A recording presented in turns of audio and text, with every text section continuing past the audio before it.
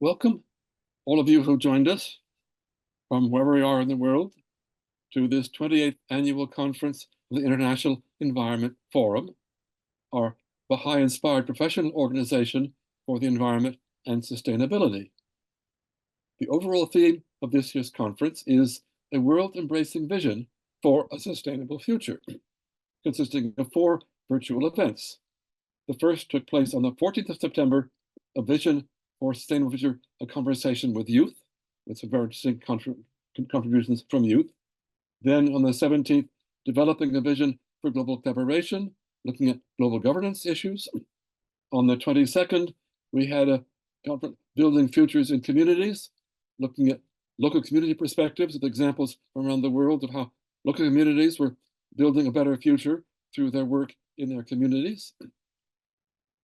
This conference, of course, is associated with and in support of the United Nations Summit of the Future in New York, which had its action days on the 20th and 21st of September, and the Intergovernmental Summit on the 22nd and 23rd of September, where they adopted a Pact for the Future and other declarations. The Summit of the Future is a once-in-a-generation opportunity to reconsider what is wrong with global governance and what changes are required to address the urgent needs of today. The Pact for the Future includes 56 actions under 5 themes. The first, sustainable development and financing for development. The second, international peace and security. You can see how urgent that is at the moment in the world. The third, science, technology, and innovation and digital cooperation. And we'll have discussions about digital issues as part of this session as well. The fourth, youth, future generations, which was addressed in our first event, as I mentioned. And then the fifth, transforming global governance, which is the topic of the second event, and I'll come back to later in this session as well. This last conference event will review the results of the Summit of the Future and discuss ways forward, both for the International Environment Forum and more broadly. We have also partnered with some other side events that took place in New York, including the launch of a second United Nations Charter, modernizing the UN for a new generation, What Next for Global Governance, and Impact Coalition's recommendations for the Summit of the Future, the road through the Summit of the Future, generating impact from the Pact for the Future, and Room for Optimism, which the Baha'i International Community organized all the 21st of September. We hope that you will find your participation in our IEF conference enlightening and useful. We shall make a report on the conference available on our website after the conference, and parts of it are already there from the earlier sessions that have taken place. And you will also find reports of all of our previous conferences, the 27 previous conferences, and many other useful resources. If you like our work and share our values, you might even want to consider joining the International Environment Forum. So now I will pass this over to Victoria Thoresen, who's a wonderful long-time educator on issues of environment and sustainability, and who will moderate the session today. Thank you, Victoria, for taking us forward. Thank you, Arthur, and welcome to everyone here. We have participants from around the world who have joined us with this webinar. As Arthur mentioned, the Summit of the Future is over. The Pact has been adopted. The question is, where do we go from here? And as the press release from the United Nations stated after the Pact was adopted, it emphasized the fact that the process that led up to this Pact was very inclusive, that it involved young people, it involved civil society, involved women to a much greater extent than it had ever done before. And this is something that reflects in the content of the Pact, and which we can discuss more in depth here during our panel today, and how the contributions that have been made to this agreement can help us find ways of, in our individual lives, in our communities, and in the global community at large, try to contribute to this process of a more just and fair future for all. But before we begin, I'd like to mention a few guidelines for our discussion. And the first one is to remind us that we are considerate of each other, that we use moderate language, that we keep our chats short so that we don't drown in lots of comments on the chat, because it's through the chats that we will have an opportunity for you to give your questions and answers. We're going to start with each panelist having a 15-minute presentation. And after their presentations, they will have an opportunity to talk and comment between themselves a little bit before we then take some of the questions that you all are providing us with, that you are interested in hearing more about or making comments about. And with that, I'd like to go over to our panelists. We have three eminent people who are here today to help us with this theme, which is a challenging one, because as we were commenting before this panel began, it seems that the media and many people have not noticed that this process has taken place because, as Arthur said, we are so preoccupied with the conflicts that are going on in the world. But there has been a very interesting process that has taken several years to achieve this Pact of the Future. And the first panelist is Liliane Nkunzimana. We also have Arthur Dahl, who made the first introduction, and we have Monica Maghami, who will all be giving us some insights onto this. And our first panelist, Liliane Nkunzimana, is a representative of the Baha'i International Community Office at UN in New York. Her area of work has been gender equality and peace, and she served on numerous committees and coalitions, especially, for example, the Global Coalition on Peace and Security in Youth. And she has, among other things, experience with community education and development projects. Liliana, the microphone is yours. Thank you so much, Victoria, and thank you so much to everybody who has taken their time to join us today. I would also like to thank IEF for the invitation to be on the panel, and organizers of the co-sponsors of this conference as well. So I will just share a little bit of an outline of where I'm going to go through, just to set the framework. I'll talk a little bit about the Summit of the Future and just some high level takeaways from that process. And I'll also look at how some of the emerging themes that we're talking about, specifically climate change and gender equality and peace, intersect. And unfortunately, how some of the language around that was left out of the Pact for the Future, but there's still ways that we can build on those conversations and address those issues. And I would try to end on a very hopeful note, because we need optimism and hope in these conversations and in dealing with these issues, which can be sometimes demoralizing, but we know that we have to continue speaking about them and acting in our own individual and collective ways. So I will end with a short film at the end of my presentation when I'm done. So just a little bit about the Summit of the Future and where it comes from. This was a process that was actually mandated by the members of the United Nations when the UN celebrated its 75th anniversary. And at the time, the member states took a look at the state of the world and turned to the Secretary General and asked him to write a report on how to revitalize the multilateral system, the system in which member states and international organizations come together to address the needs of the world. And so the Secretary General wrote our common agenda. And in the Our Common Agenda report, there were a number of recommendations, 90 plus recommendations. And one of those was to have a Summit of the Future, where member states would come together, they would negotiate and write a pact for the future to really address issues facing the multilateral order today. And so, as has been mentioned in the introduction, and as one can imagine, within the very difficult geopolitical situation that we're in right now, it was very difficult to negotiate this pact for the future. Right up until Saturday, the member states were negotiating before the Pact for the Future was passed on Sunday. This was last Sunday, but it was passed. 143 member states voted for the Pact for the Future. So there is a sense of consensus in that way that the challenges that we face today have to be dealt with together. As I mentioned a little bit in my opening, the Pact for the Future, of course, there were a number of compromises that were made, and some of those compromises were around how member states articulate how issues of climate change exacerbate conflict or sometimes can cause conflict, and also how that has an impact on some populations more affected by that more than others, particularly when we look at women. However, there is language in the Pact for the Future on a policy brief that was written by the Secretary General called the New Agenda for Peace.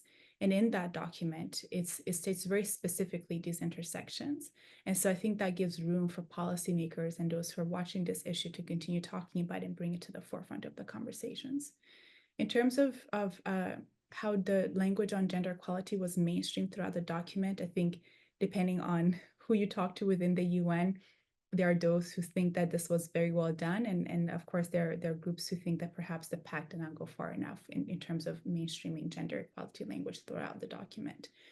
Of course, we have to remember that this whole process took place within just leading up to the General Assembly, the high level week of the General Assembly. So there are member states who did touch on some of these issues, and I think it opens the way for civil society and UN agencies to continue working on it.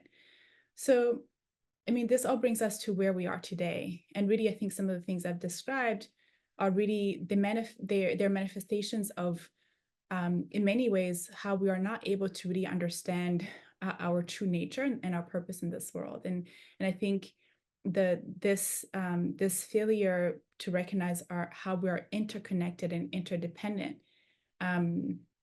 is replicated in the systems and the processes that govern our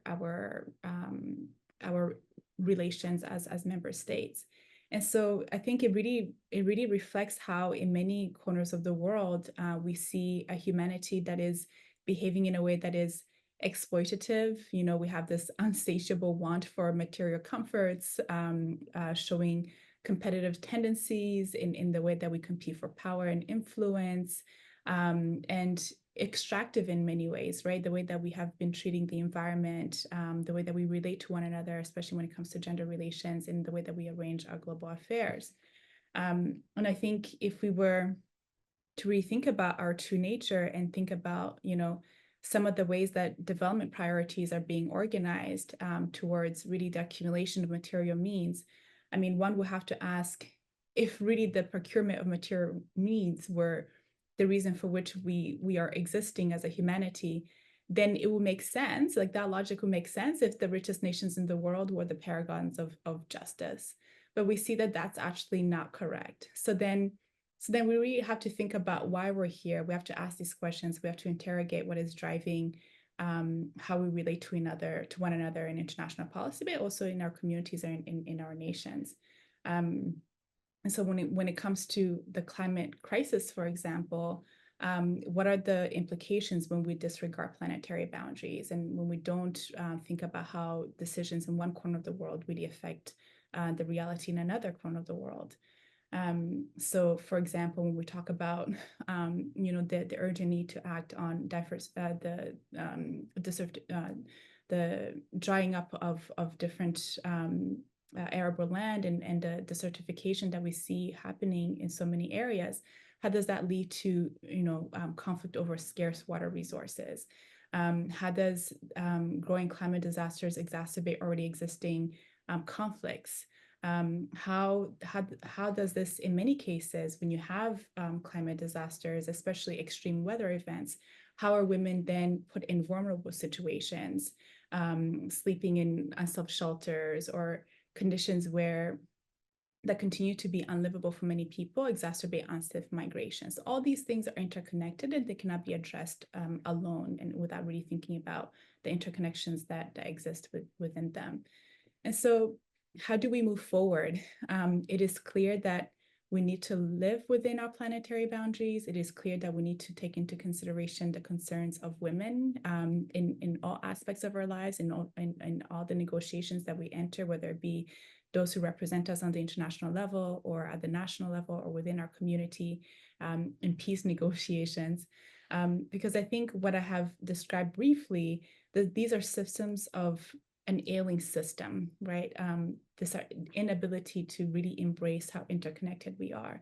And I think that the truth is, it will continue to disintegrate unless we recognize the implication of how interconnected we are.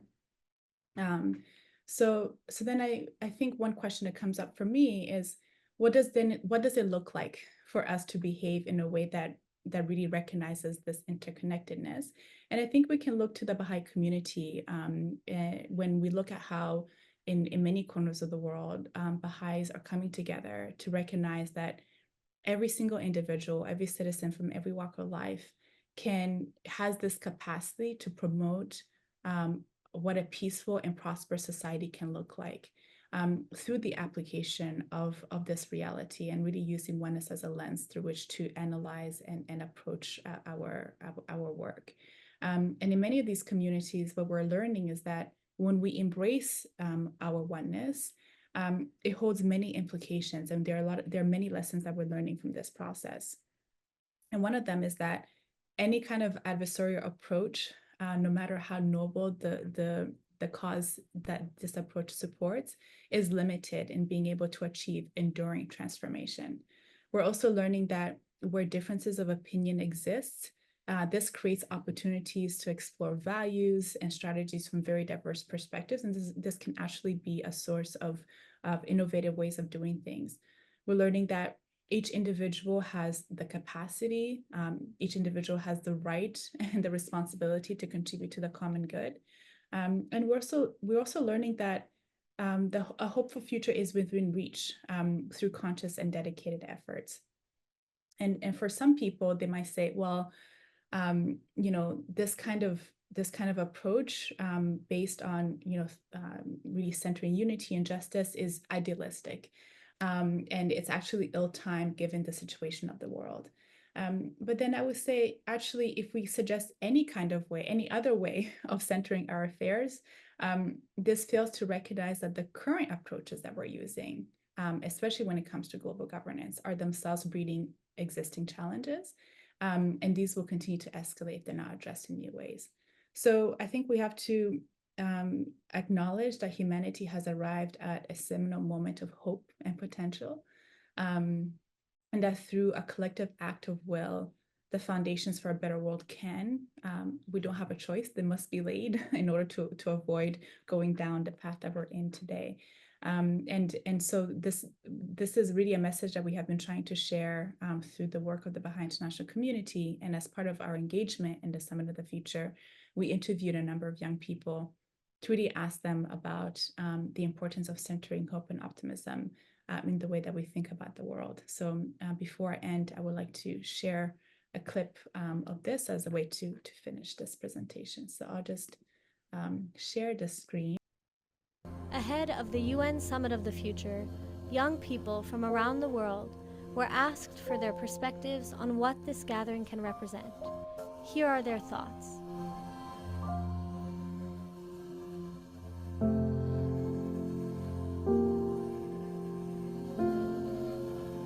I hope that in the next 100 years we learn how to have more spaces like to see each other. Then we're able to kind of be in each other's shoes. A world where everyone has equal chances. You would not have people thinking about themselves, and it would be more looking at how can I help everybody else around me. I don't think that right now the systems of the world they are serving the purpose that they should be. We want peace in the world. We want peace in the world. We can't have unity without justice. Hopefully in the future, what you'll start to see is this shared identity amongst groups. We're going to start realizing, wait, we're all in this together. So every human being is created noble. Inside, we're all the same. We all want good. We all want betterment of the world. Right now, there's a lot of things happening in the world, and even though a lot of it isn't positive, I think that kind of creates a lot of opportunity to do positive things. And we've tried to discover our identity by saying, oh, I'm separate from this group or I'm separate from this person. But I don't think that's working for us. I don't know how the culture came about.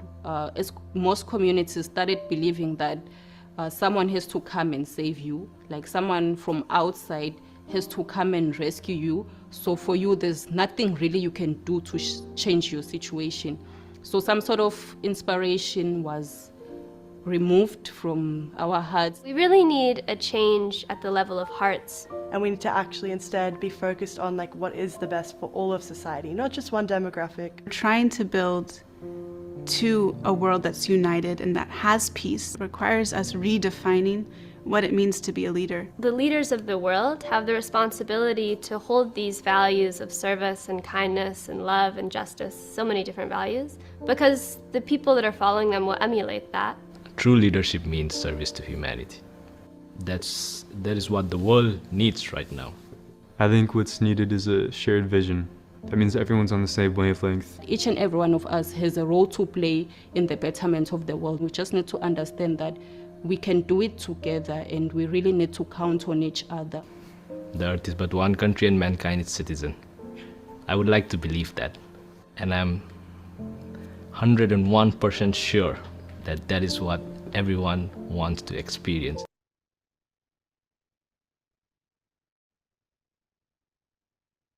All right, over to you, Victoria. Thank you very much, Liliane, and thank you for the video. I would recommend, if anyone wants to see the longer version of this video, that you go onto the Baha'i International Community website and look at it, because it's very inspiring to hear what young people have to say about these issues. Now, the Pact for the Future, with its future declaration, is saying, listen to the next generation, listen to the future, listen to what they want. And here's an example of that. But as we move on, we have our next panelist, who's Arthur Lyon Dahl, and he is the founder and the director and the president of the International Environment Forum.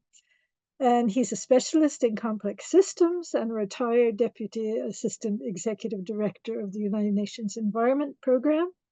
And Arthur has worked tirelessly for decades, contributing to international processes with his expertise on sustainable development. And Arthur, we're looking forward to hearing both your reflections on the summit, the Pact, but also perhaps how this can impact on individuals and communities and the International Environment Forum. Microphone is yours. Thank you very much. It's a pleasure to share something with all of you. I've really been struggling with this. How do you try to explain a document as dense as the Pact for the Future, where just the main document is 39 pages of detailed text and so on, negotiated in great detail? And so I actually want to share some fragments of it to give you an idea of what is there, what we can build on, and where we might go, and what are the processes by which we can put this into practice and bring some change in the world. So that's what I will try to share with you in my presentation. Now let me share my screen to. So I hope you can all see this presentation. And of course, when you look at the Pact for the Future, most of it is a compilation of existing commitments, things the government's been promising for decades sometimes, but they put it all together in one document. But it's pretty weak on what the science is telling us about what's happening to the environment and the urgency of change. There's not much in terms of real direct action directions to take. It doesn't really question the political and economic system as we have it and the responsibility of the actors in the system. And is still reinforcing the existing system, not proposing fundamental transformation that is really needed as you want to go forward. And in fact, in some ways, it's an admission that multilateralism is failing, that we have to keep coming back to these things and trying to find a way forward. But it does integrate both long-standing issues and emerging issues. So it goes from things in the past and the key things that are bothering us today. It reinforces implementation of Sustainable Development Goals. And of course, the negotiations, as often in the UN, were subject to consensus. So any country could block things it did not like, which is why many wonderful ideas in the early drafts of the Pact disappeared by the time it came to the version that was adopted. And in fact, the environment is present without any real emphasis. It's only mentioned 3 times in 39 pages. There are 5 mentions to climate change, so a little bit more, but it's only a tiny part of the challenges that are addressed in the Pact for the Future. So looking briefly at what it says about climate change, which Liliane has already talked about, there was an action: we will strengthen our actions to address climate change. A nice promise.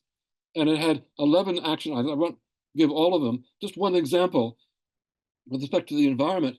It further emphasizes the importance of conserving, protecting, and restoring nature and ecosystems toward achieving the Paris Agreement temperature goal, including through enhanced efforts towards halting and reversing deforestation and forest degradation by 2030, and other terrestrial and marine ecosystems acting as sinks and reservoirs of greenhouse gases, and by conserving biodiversity while ensuring social and environmental safeguards in line with the coming Montreal Global Biodiversity Framework of the Biodiversity Convention. So here can say it condensed in one little action, just everything you want to do for the environment as bring in, absorbing greenhouse gases.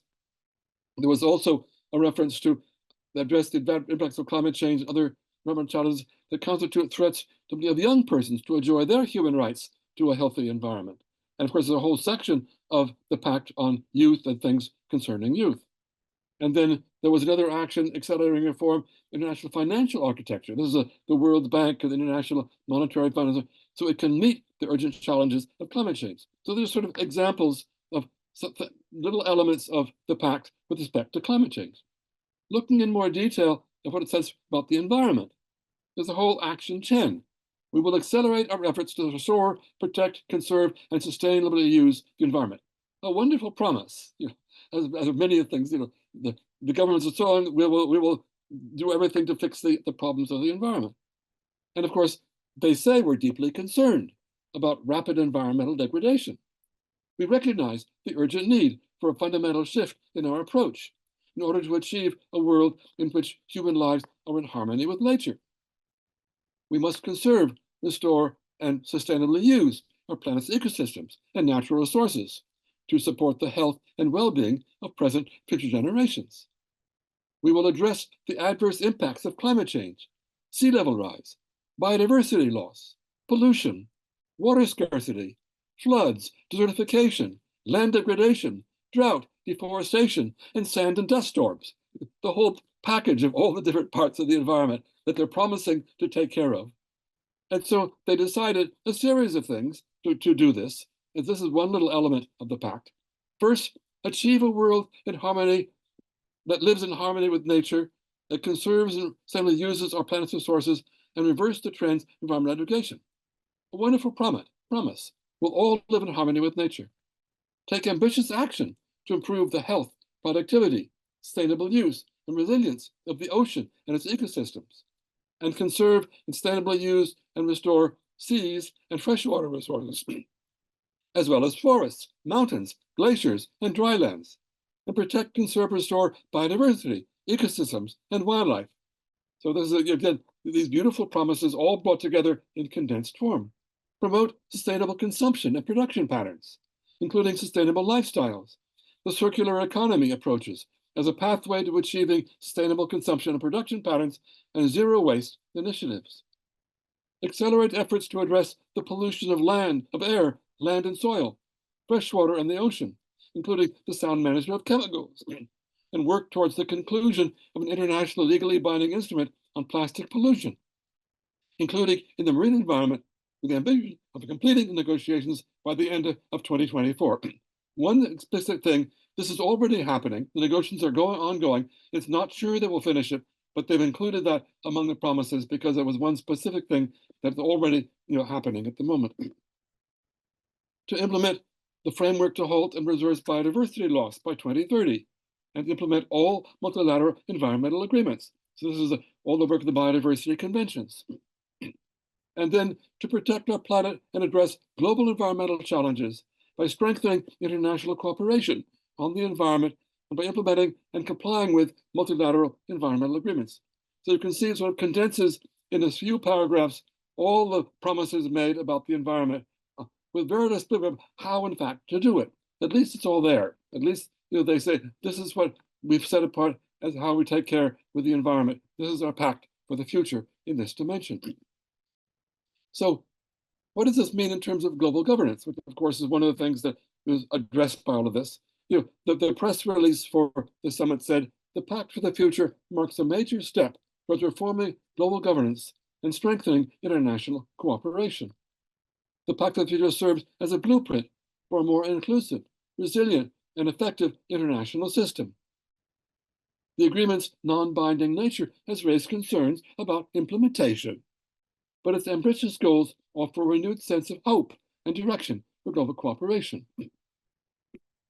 UN Secretary General Antonio Guterres hailed the Pact for the Future as a landmark achievement. This pact should not become another futile exercise, but must garner political will and commitment across all levels of global leadership to pragmatically address current issues and lay a foundation for solutions to our future global progress and challenges. We cannot shape a future fit for our grandchildren with a summit built by our grandparents. He's very good at the turn of phrase. He highlighted the need for modernizing international institutions to effectively address today's realities. The Pact represents the most comprehensive global agreement in decades, tackling both long-standing issues and entirely new challenges to ensure a more just, sustainable, and peaceful future. At the opening of the General Assembly, Secretary General called on world leaders to support comprehensive reforms of the UN system, warning that the current structure is ill-equipped to address the global challenges of the 21st century. Without these reforms, global institutions risk losing credibility and legitimacy. Those with the political and economic power are always reluctant to change, he said, and without reform, fragmentation is inevitable. Guterres pointed out that the ongoing conflicts in Ukraine, Gaza, and the Middle East as evidence that the current system needs to reflect today's geopolitical realities, including Security Council reform, which is one of the things addressed in the Pact, urging member states to reaffirm their commitment to international law and the UN Charter. And he said, it is time to consider revising the Charter comprehensively. So this is the challenge he laid the governments at the General Assembly. So where do we go from here? I mean, already during the debate on effective global governance, we've explored how to do through reforming the UN system. We wrote a book in 2020, Global Governance, Emergence of Global Institutions, 21st Century. Two of the three authors are members of the International Environment Forum, and they're all Baha'is. So here you have your proposals quite detailed how to fix the United Nations for the 21st century. In terms of global environmental governance, IF members have had a leading role in proposing proposals for global environmental governance. This is not just something you on the sidelines. We prepared a report in 2021 on the Global Environment Agency to be upgraded from UNEP, to legislate planetary boundaries and negotiate equitable sharing of responsibility for respecting those boundaries. Such legislation should apply to governments, companies, and individuals. The UN High-Level Advisory Board Multi-Level Governance cited this report, giving the IF website as a source of the report, as the basis of the recommendations for environmental governance. So we're actually reaching the top of the agenda. Then, of course, there's the Climate Governance Commission, which has been organized and coordinated by an IF member, Maya Groff, who prepared a report in November 2023 with 10 short-term priorities and 5 medium-term priorities to address the need for climate governance and address this planetary emergency that we're in. It recommended the urgent improvement of the climate conferences of the parties to focus on delivery, action, and accountability. It said we should declare a planetary emergency with a planetary emergency platform and broaden international current arrangements. There was, in fact, proposals for such a platform in the earlier drafts of the Pact, but it was taken out by some governments that didn't want to give the Secretary General so much power. It said we should have responsible action of powerful actors, servant leadership, and not the ego-driven leadership of today. We should enhance international scientific capacity for Earth system governance. Another recommendations that we made that we should have a global scientific advisory process for the whole Earth system, not just the climate here, biodiversity there, and so on. We should elevate environmental governance within the multilateral system and strengthen accountability for international obligations. And again, this is part of the proposals that we've made from IFOR members to this process. They said we should have near-term environmental, economic, and financial measures, more innovative international law, international legal institutions, citizen participation in global governance. We should connect trade, international investment law with the climate and broader ecological priorities, facilitating business as a force for good through effective multi-stakeholder commitment, and boosting next generation regional. So we should take this down to the city level, local level, below the national governments themselves. In the 5 medium-term priorities, among them first things to do, the first was establish a global environment agency, exactly what we proposed in our paper for the Climate Governance Forum, and establishing an international court for the environment. Again, this is something that we proposed in our paper.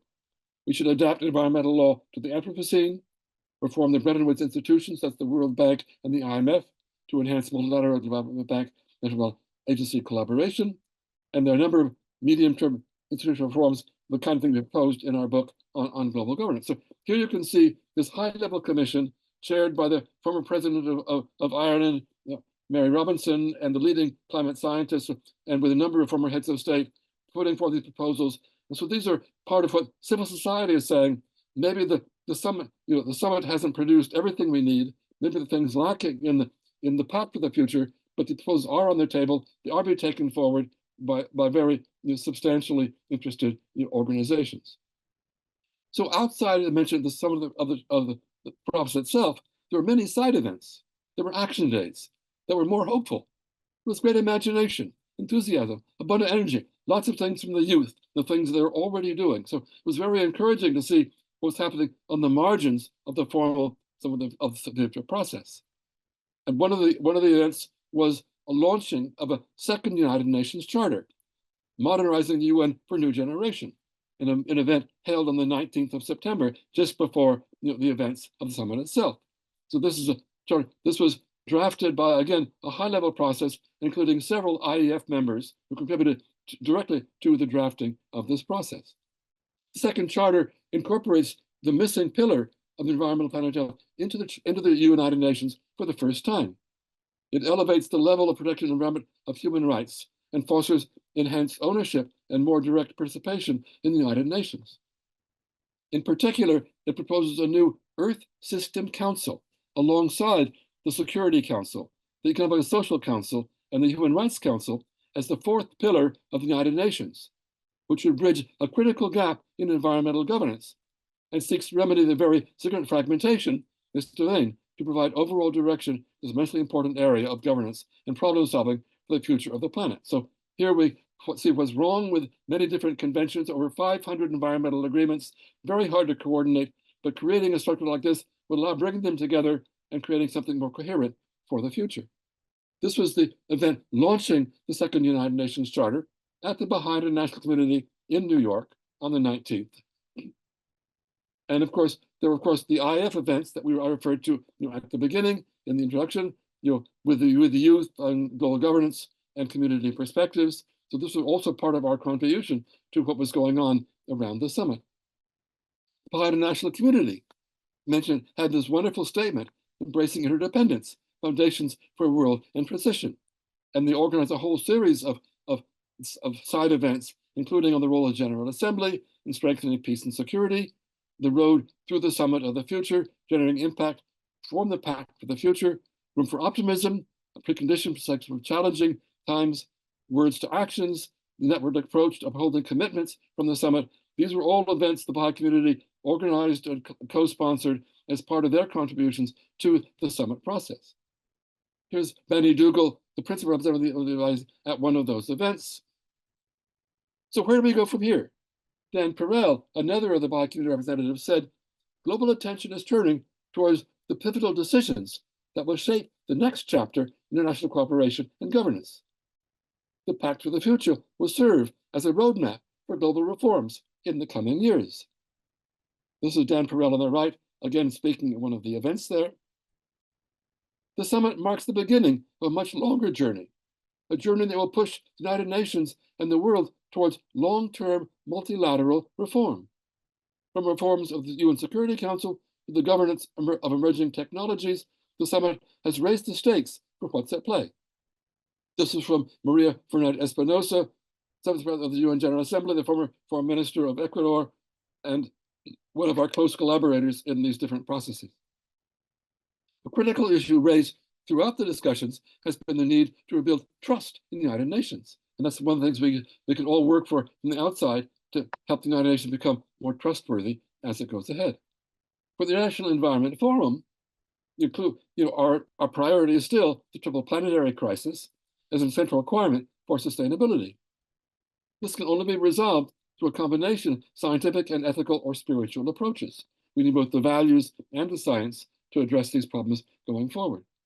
So we need public discourse on global environmental governance through webinars and other activities. We also can be encouraging community action for local needs that also support the global responses. We can develop educational materials. We can get more youth involved because they're the key energy for the changes coming in the future. And of course, we can build our collaboration and partnerships with the Baha'i international community, mobilizing Earth Government Alliance, the Climate Governance Commission, where I'm on the steering committee, the Global Governance Forum, with the work on the Second Charter, where I'm a senior advisor. EBBF, Building the Future, which has co-sponsored our events for many years, and we work closely with the G20 Interfaith Forum and other interfaith activities to take these things forward. So these are some of the areas that is already involved and trying to make its contribution to building on the Summit of the Future. So that is the summary of my presentation. I know it's pretty dense, but it gives you a sense of what's in the Pact and what we can build on as we go forward. Thank you very much, Arthur, for both your thorough and interesting process of showing us what the Pact contains and also what's been done and being done both by the Baha'i international community, the International Environment Forum, and other organizations.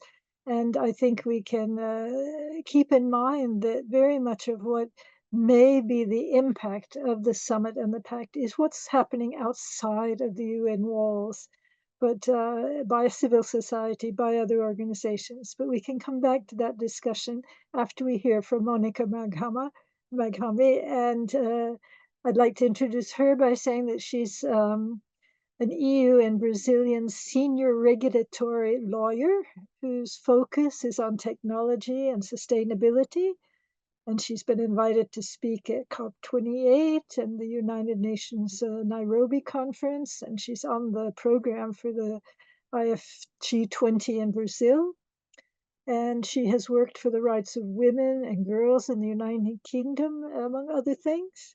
Monica, please give us your thoughts and comments about the Summit for the Future, the Pact, what we can do, what IF can do.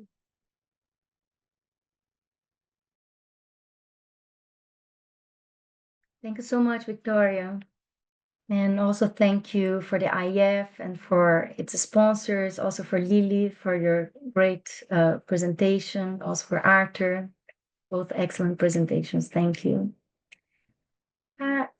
When I was invited to speak at this webinar, one thought that came to mind was that the time for talk alone is not effective without action, and the importance really to move from consultation to effective action. And just reflecting about the critical moment where the world is at present, and that it is not just words, but deeds that are also important, and that this is the time really to work together and act together in harmony with systems thinking, faster than ever before, but together as a family, as a neighborhood, as a municipality, and as a one world, where really everyone is seen equal in dignity and distinction, and it's really no longer the stage of working individually and separately.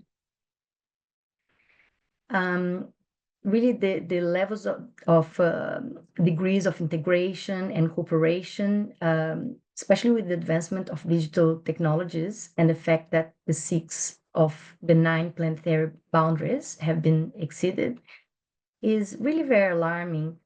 And really, upon assessing the present-day conditions at the national and international levels, it really becomes clear that there are enormous disparities between the poor and the rich, critical environmental problems, such as the extremes of heat and cold, violence, and we name other few critical signs. However, we know that there are possibilities that are germinating at national and international levels for social changes, and this all redefines the collective values and challenges some of the existing assumptions that we see today, and that we see that are not really helping for the progress. And we see that with, I'm going to go in 3 different parts in my talk today. So I will talk about the Summit of the Future, about the Pact and its attachment, that is the Global Digital Compact, and where we go from here. And then I will divide the talk in 2 other parts, which are related to the down-top process and the top-down process. And I think that that is actually going to help us to see where we can meet right in the middle for a just transition. So for the Summit of the Future, in 2024, it was actually a non-binding document that was created by the United Nations, which is called the Pact for the Future. But it's really one of the aims is to transform global governance and challenging leaders to turn promises into actions. In the development of the Pact for the Future, had 3 chapters. The 3rd chapter is on science, technology, and innovation and digital cooperation, and it's there that I'm going to focus on. And it's very interesting actually to see that there was an attachment to that article, to that 3rd chapter, which was the Global Digital Compact. And it's very interesting to see how it promotes global cooperation on digital governance on that sense. And there are many pros and cons of this chapter that has been shared to this point, but one of them is that it emphasizes the need for international cooperation to ensure that technological advancements benefit all of humanity and not just part of humanity, and especially particularly in addressing global challenges like climate change and inequality. However, the Global Digital Compact aims as well to bridge the divide and ensure that AI and technology is used responsibly and ethically.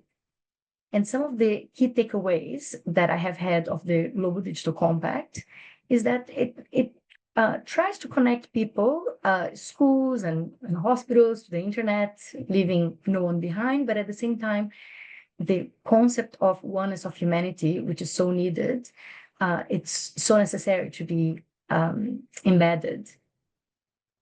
Some other points that have been mentioned in terms of the GDC, the Global Digital Divide, is the ethical AI that addresses concerns about some bias and privacy and security elements.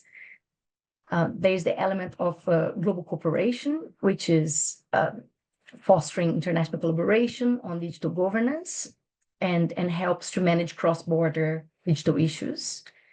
And it also addresses sustainable development goals and how to tackle any issues that challenge the progress of the Sustainable Development Goals, and in particular in terms of education, health, and economic growth. However, there are some gaps, and I think that we always have the crises and victories, and some of the gaps are related to implementation challenges in terms of global compliance and cooperation, which can be difficult, even if we think in a local level, how it can be difficult, but as well as the point of digital sovereignty. Some countries are concerned about the implications for national sovereignty and the potential for external interference in national digital policies. but also there is the point of resource allocation.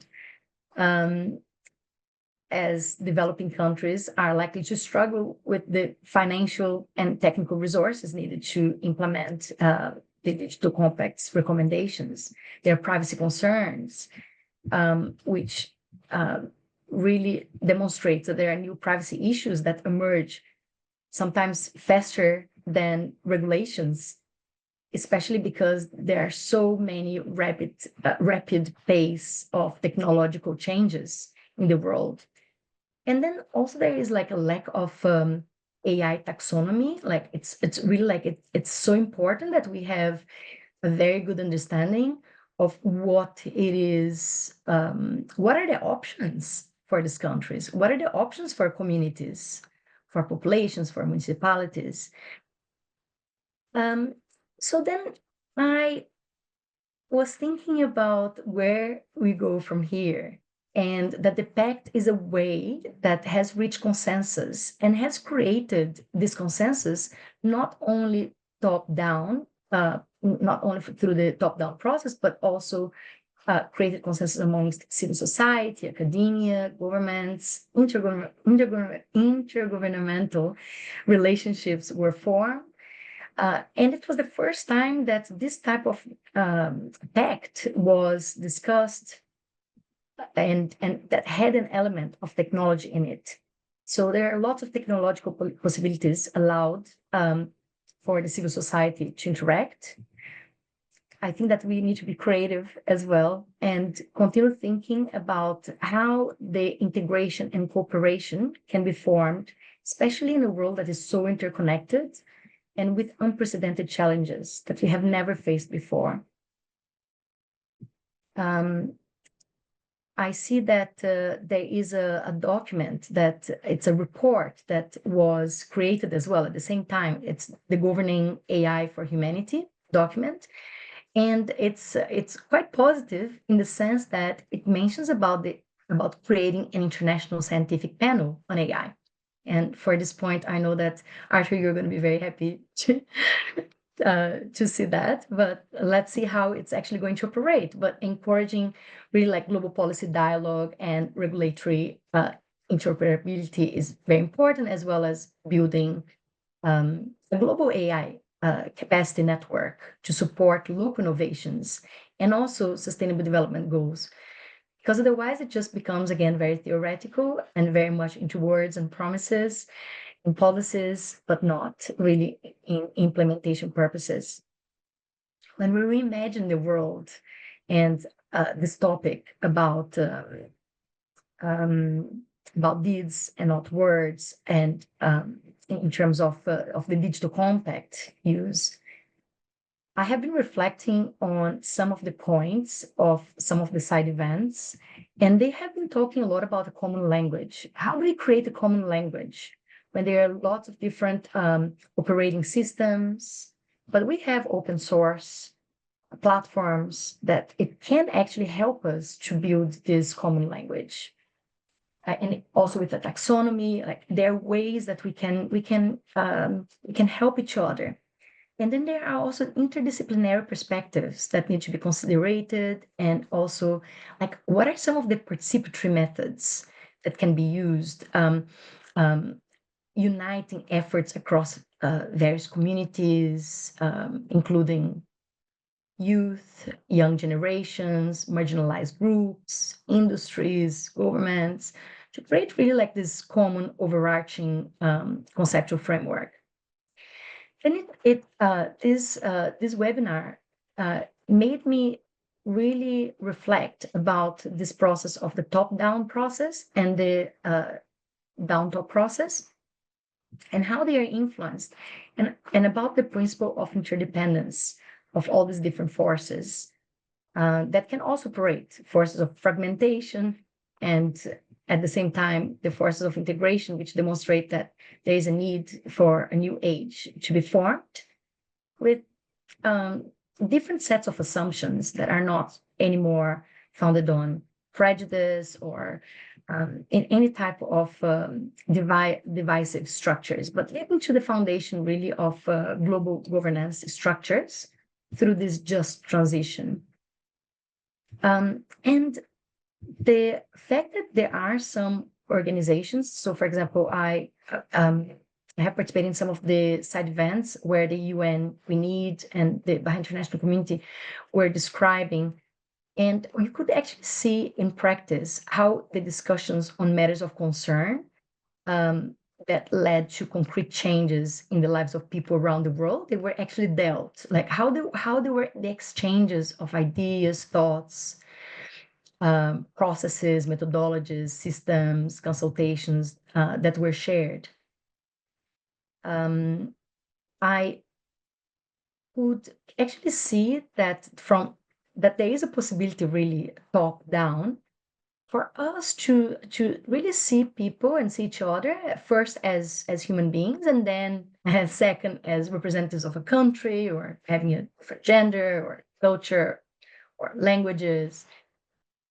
And then really thinking about this, the content of spaces that are created in an international level. So in the international level, being stories that are shared in the international level, fostering identity in this age of transition, or the paths that are shared, guiding really like to common principles such as justice, to reshape relationships between individuals, nations, and the planet, and the different types of responsibilities that are shared as well. Like these responsibilities, they help us see where leadership transforms policies into implementation, action, and also the types of shared framework that they are formed, like where with the common conceptual framework, we lay the foundation for transformation.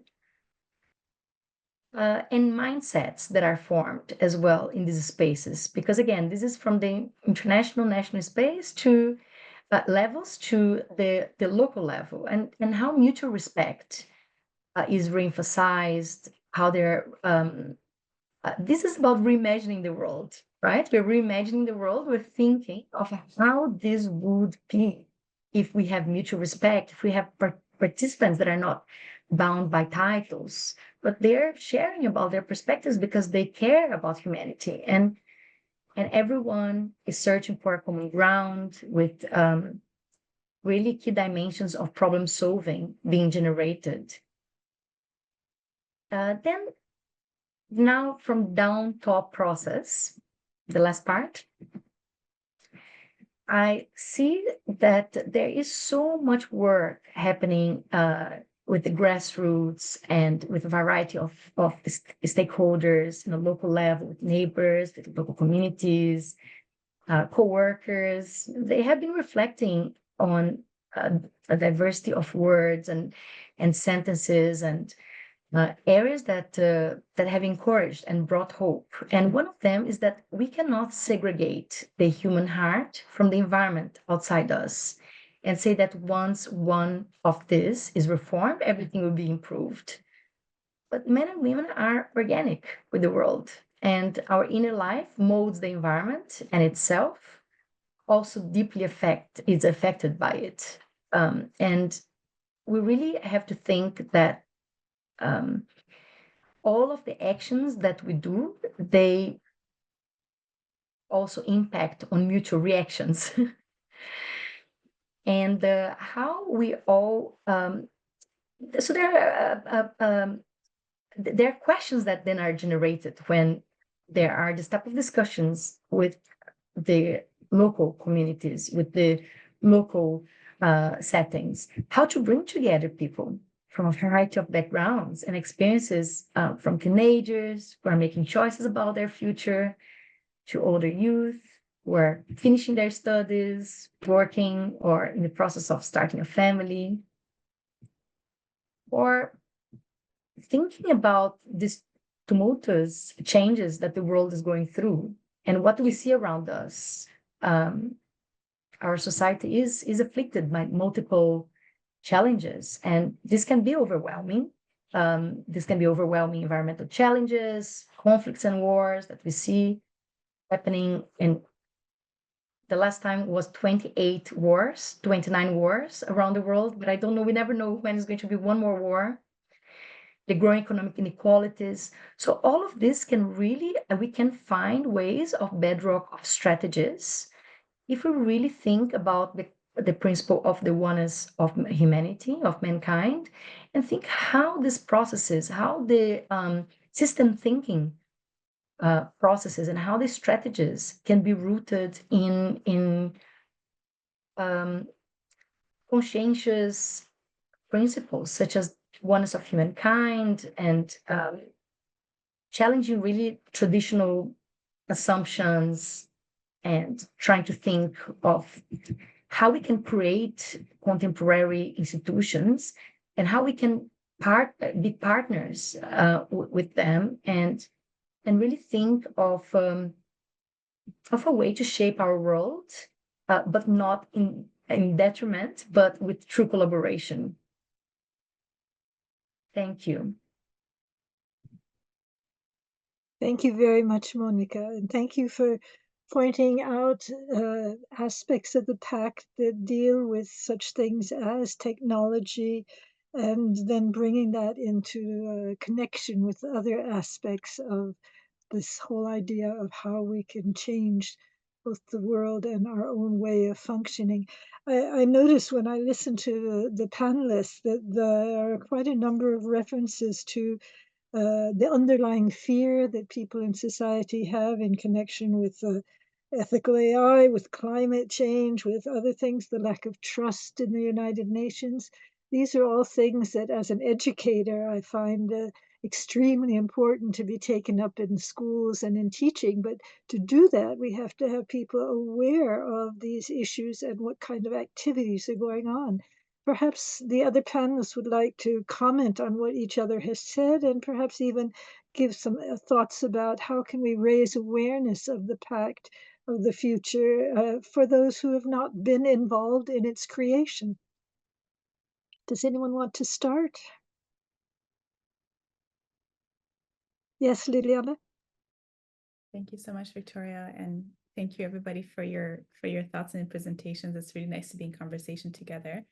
I had one question. I mean, I think either Monica or Arthur welcome to come in because it has to do with kind of and going back to the question to the theme that Victoria brought up about how does this document maybe foster conversations that we haven't had before, and how does it allow us to challenge current assumptions? And one of the aspects of the Pact is about how do we measure success of how we are functioning as human beings beyond the use of GDP. And so one of the actions within the Pact is asking the Secretary General to put together a panel of experts who can explore this idea. And I can imagine that there'll be implications for this, maybe digitally, you know, maybe countries get some kind of, I don't know, some kind of incentives for sharing technology freely with those who need it. I'm not an economist, so maybe somebody who has more experience in that area can do that, or there might be environmental implications for it too, in terms of, you know, what kind of incentives or measurements can be put in place to really gauge the types of conservation methodologies that countries put in place. I would just be curious to hear from both of you what you think about this beyond GDP question, if it does try to look at the questioning some of the assumptions that we have about how to measure well-being, especially since GDP has been so well established. Arthur first, please. I think this is something I've worked on for the last 30 or 40 years. When I coordinated UN System-Wide Earthwatch in the United Nations, after the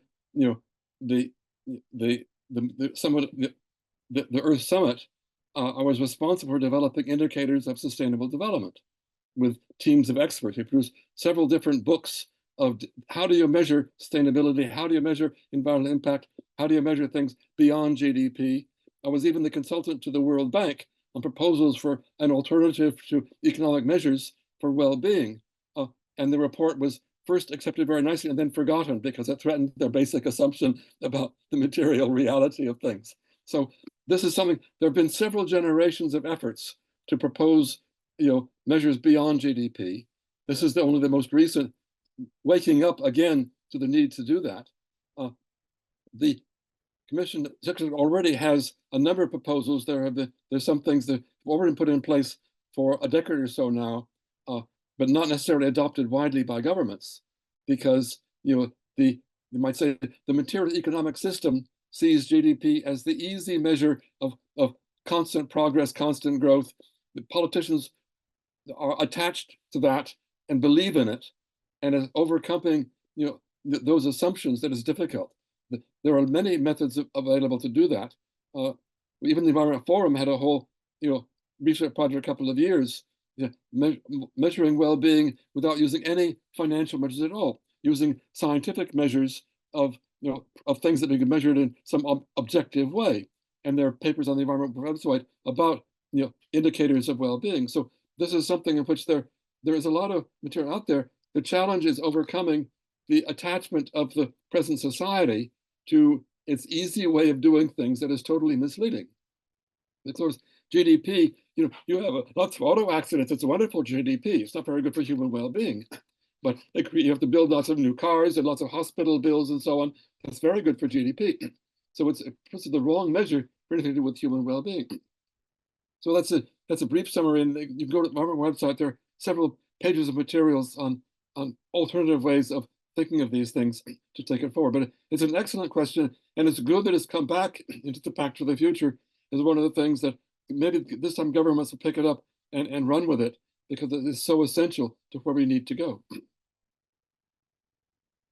Monica, would you like to add your thoughts?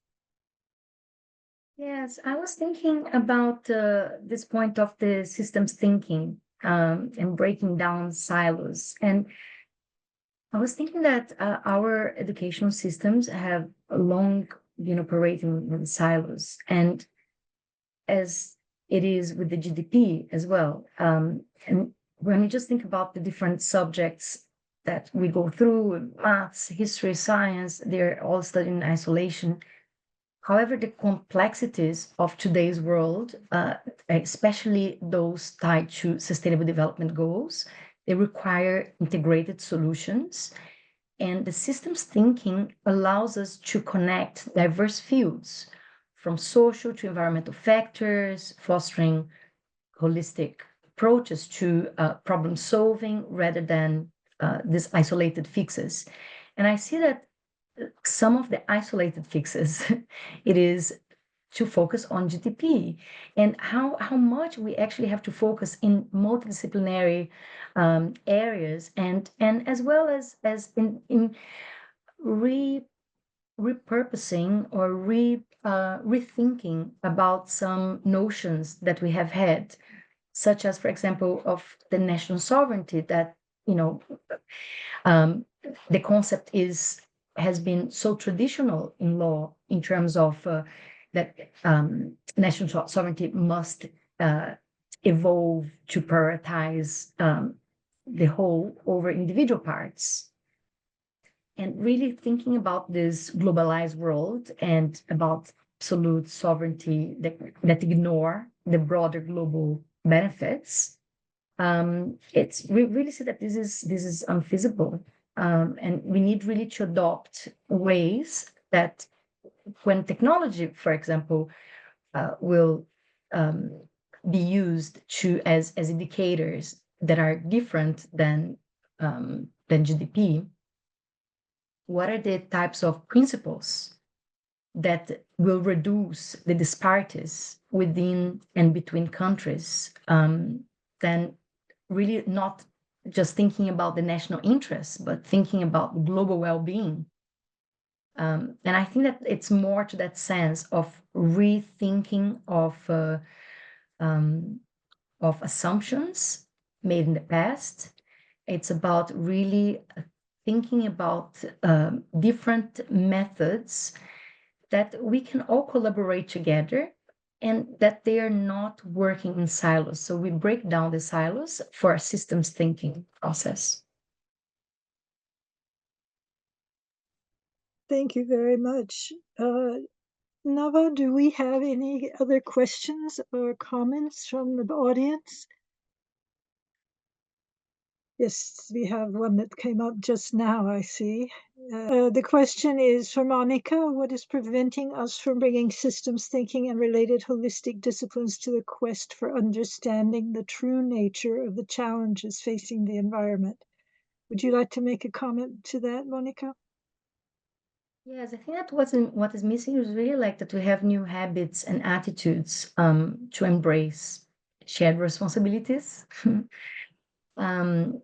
We really must cultivate these new habits and attitudes, but really encouraging dialogue that empowers all to emerge as protagonists, as agents of change in this new ecosystem that is about to be formed and put in place.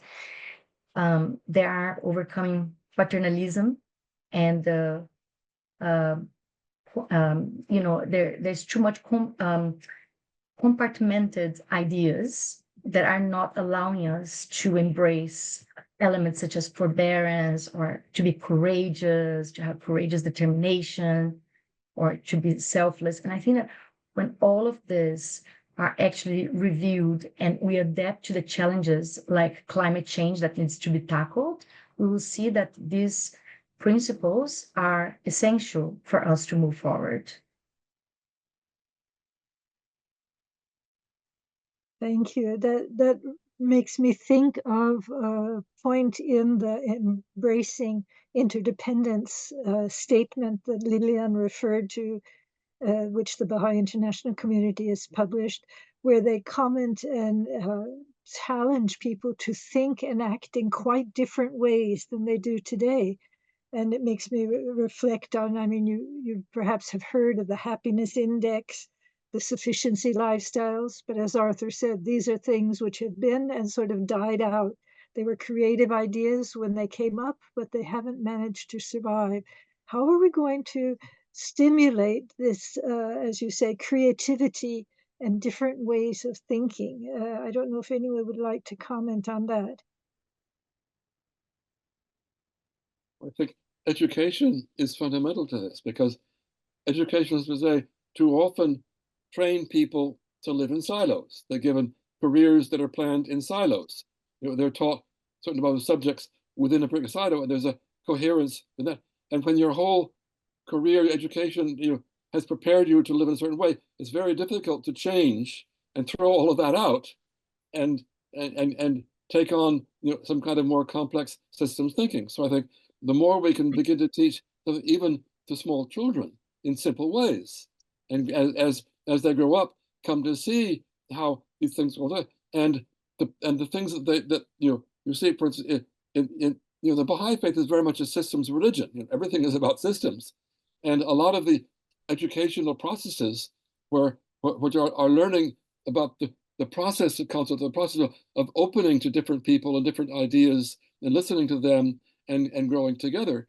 All of this is part of breaking down the thinking in silos and beginning to see how we all are part of that larger whole. It is the human family, and we have our different things to contribute to that family. So I think education is part of the process, because the inertia in the present system is not at all easy. And of course, governments are structured around ministries and so on and so forth in different areas. The whole system is built on these structures, and it's not easy to break that down. But I think that's where this is a fundamental system change that we need to bring across society as we go forward. Nava, have you got your audio back? I think we have some more questions here. Would you like to speak out? Yes, thank you. Okay, perfect.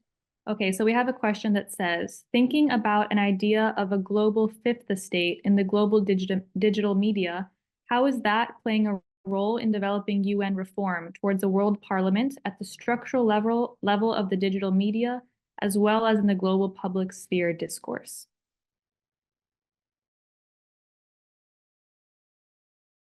Arthur, I know that you're very much into governance, and Lily as well. Would you like first to have a go, and then I add my comments? Yeah, I think, the digital revolution is a tool. It's something we can use. what we use it for is the key question. And it's clear that when we have a system of approaching perfect communication at the global level, something that Baha'i faith predicted many decades ago as one of the elements of building a world order, a world civilization, it can be used to allow many people to participate, both to receive and give information. The problem is that the digital revolution is being driven by private corporations with their motive of profit and not the well-being of humanity. And as long as it is trapped in that framework, where therefore it encourages things that can make more money for the companies, but not those things that everybody could do for themselves. So it's not empowering that fifth estate. And therefore we also have to say, how do we break away from the control of these technologies for very narrow purposes? And how do we see them as tools that could be used to build that kind of diverse but unified human family that is the goal we all are trying to aim for? I think that's where I would start with this discussion. Thank you.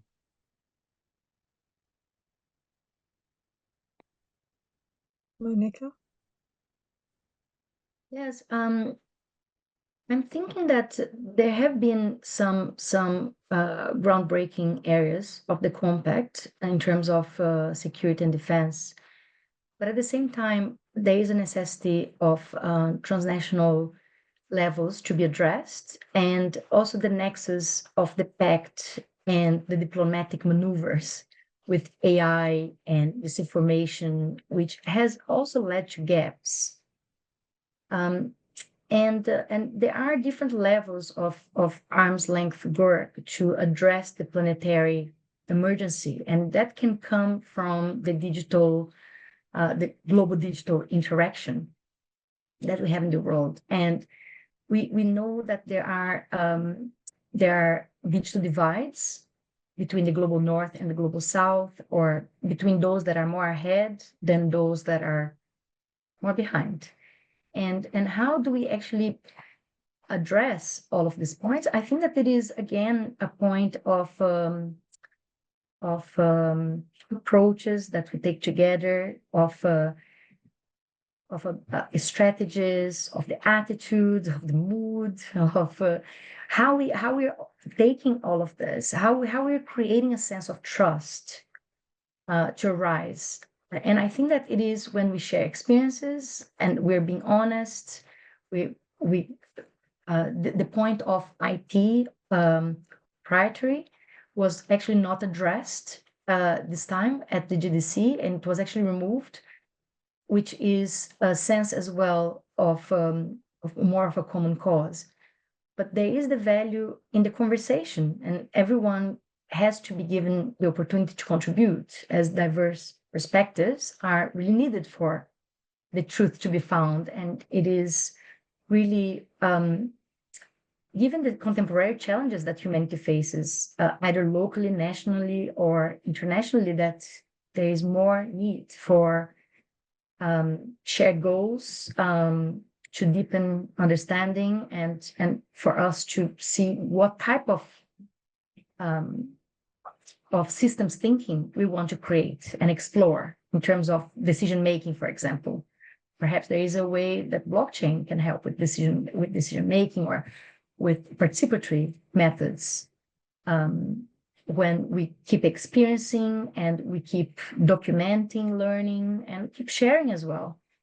And I think that all of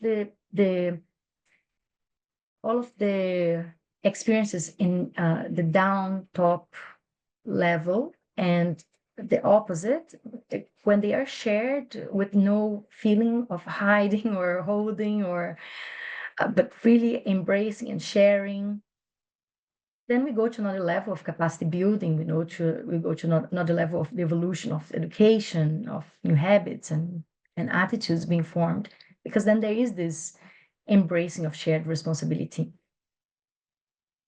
course, this means that everybody needs to have access to those things. And when you have a system that sees, digital product as to be sold to the consumers, as opposed to something that everybody can take part in developing, we need to really empower communities all around the world And there's amazing capacities and imagination among young people even in the poorest countries to, as they have access to these, to use these way. But we're trapped in a system with intellectual property where too many of these things belong to some corporation and are controlled by them for their profit and not available to everybody. So, and that was one of the things that I hope to see in the Pact for the Future that was deleted at the last minute. One of the sections was dealing with intellectual property issues. There's several things that were taken out, but there were too many commercial interests that didn't want to see it referred to. And so it escaped from the Pact. But that's where we need to really make certain that all these wonderful discoveries are accessible to everybody so they can adopt them locally, innovate them, and be creative in using them for their local needs and then passing it up to the other levels as well. That will come in the future, but we have some big hurdles to overcome. Thank you. Liliane, I think you wanted to say something now. Yeah, Please. I was thinking about the question that Neva shared, and also one of the other ones that I see in the chat about, that surely we have seen some movement with this current document. In terms of the role of global digital media, specifically when it comes to the functioning of the Security Council, one of the events that was meant that Arthur referred to that was held on the sidelines of the Summit of the Future on the role of the General Assembly in strengthening peace and security was focused in that event. Some individuals mentioned this, that really in the court of global opinion, member states are being held accountable in certain ways, that there's no way to hide that our global institutions are not meeting their responsibility. This is very clear. And this is made evident by the fact that what happens, in what's happening, for example, the situation in Haiti at the moment, people can communicate about this very clearly, even if it's not in the global headlines. We know that this is a country that's going through difficulty and a country that it took a very long time for the Security Council to act. And I think there would even be calls for stronger collaboration on how the region is responding to the crisis in that country. So in the court of global opinion, I think this has been facilitated by the amazing technology that we have today, that we can very clearly assess how our institutions are doing.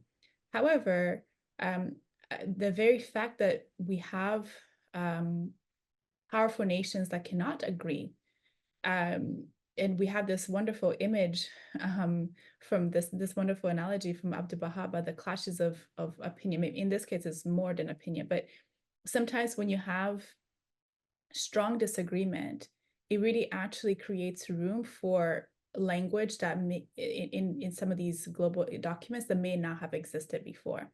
So someone in one of these events actually pointed out that had we had a very strong, united Security Council, maybe we would not see very strong language on the reform of the General Assembly, particularly how the General Assembly can step in when the Security Council is not able to act.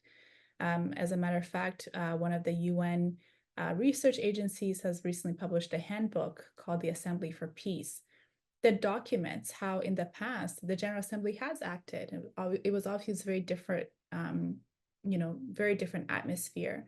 But it really actually offers this body, which is the most representative global body, that there are times when it can strengthen the work of the Security Council or step in when the Security Council doesn't act. So I think in many ways that shows movement, and I think it offers hope to people who maybe are losing trust in our global institutions, that in moments when we see such strong disagreement, global bodies can take a step forward and act when others fail to protect and prevent us from the brink of war, right? Which is really the whole point of the UN.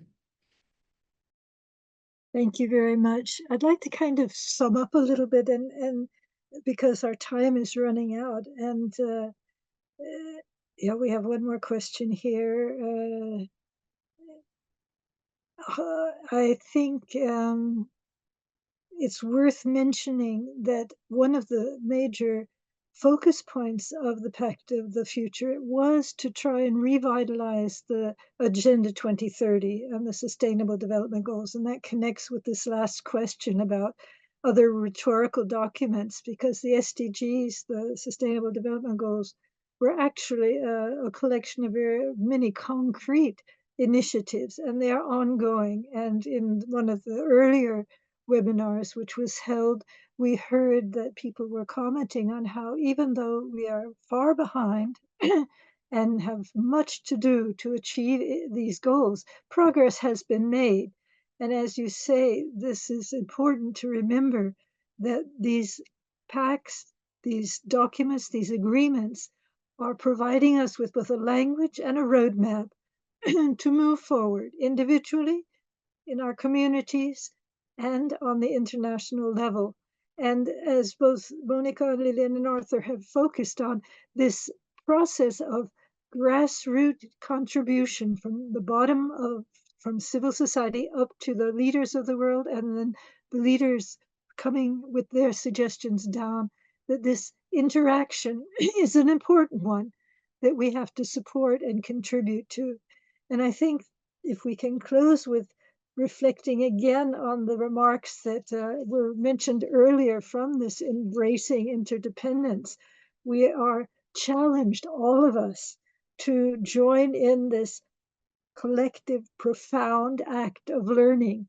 And I think it's important for us all to go home and think that we've perhaps learned a little bit today, thanks to all the panel members for their contributions, and that we can continue this process of learning with our families over dinner, with our friends when we meet them at our next parties or next contact with them, in our jobs, in everything we do. And yes, there was one more question at the end, but I think perhaps we'll have to, let's see, Nava, is this something we can pull in at the very last minute? We're running over time, but I think it'll take a bit of time, so it depends on the speakers. Should we, would you read it to us anyway? Sure. I've tried to sort of summarize, but we can always take one more last question. I think Yes, Christine was writing while I was talking. Yes, the question is, how does society balance the fiduciary responsibility of investments to support retirement funds, and at the same time expect those investment corporations to change to a revised economic model of a systems approach? What assumptions need to change? I mean, it's a highly technical question, but and I'm not going to give a technical answer, but I would say that one of the really interesting things that's happening at the moment, and as a result of our common agenda, is that the Secretary General has asked for the member states to look at how we look after the most vulnerable people. And part of that is to maybe renew some of the global conversations that we have been having. So for example, in 1995, there was a World Social Summit that really looked at some of the social development issues that were facing the world. And social protection floors were addressed. It's been 30 years since that conference took place, and the Secretary General has asked for a second World Social Summit. So I think, I mean, all of us, through our governments, we can share interest that this conference is going to be happening. It's happening in 2025. We can share our concerns with our representatives, and even if, you know, we're not able to participate in these conferences directly, we can bring these conversations at the local level, you know, to say globally governments are going to be having these conversations, but then what are the implications of this in my community? How is my local city or my state government, wherever you are, how are these things being addressed? Because what's happening at the global level often has to reflect the conversations that are happening locally. So we all have a responsibility to bring these conversations to our neighbors, to our local government. So maybe this is one way of being able to address that. Also, with respect to the fiduciary responsibility, Baha'u'llah did permit moderate interest, on capital, and therefore I think there's a place, as we revise the system. Yes, you may invest pension funds, they need to gain a certain, but too much of the financial system is looking for the maximum possible interest. It often puts to excess, and what's gained in one place is causing suffering or reduction somewhere else. And you can imagine an alternative, even a market system, where instead of trying to exploit and compete with the other to get the biggest amount possible, you consult what would be a reasonable return, what can I contribute and what can you provide in return, and what would be a just way of balancing the different responsibilities of parts of the economic system. So I think there's some basic principles that need to assumptions that rather than competing to get the maximum, how do you achieve a moderate balance? So how to apply moderation? Well, that will help us already to address some of these questions going forward. Thank you. Monica, did you want to make a last closing comment on this, or? Yes, and maybe also to link to one other area that we spoke very little about, which is future generations. But I was thinking about this point that both Lily and Arthur have mentioned about maximizing interest and about the point of competition. One point that came to mind was what Antonio Guterres, the Secretary General, had mentioned in one of his talks, was that about the level of participation of the youth and how it actually changes the assumptions as well throughout time.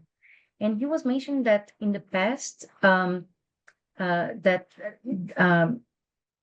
generation ago had no connection with youth, and that now there's like there was then a second phase, that there was more engagement with youth, and it was really about starting to convince young people so that they would be doing this in the same way as that generation was doing.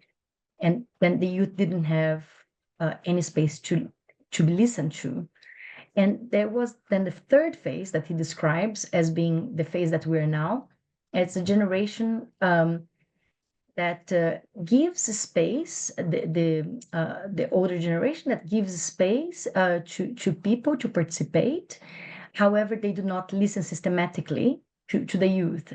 And I thought it was very interesting. He mentioned about the fourth phase, and he said about the participation in decision making and capacity building, that this needs to be part of a process, and that we need to give time, we need to give space for moments of active intervention of young generations of civil society, or when they are addressing regional and local authorities.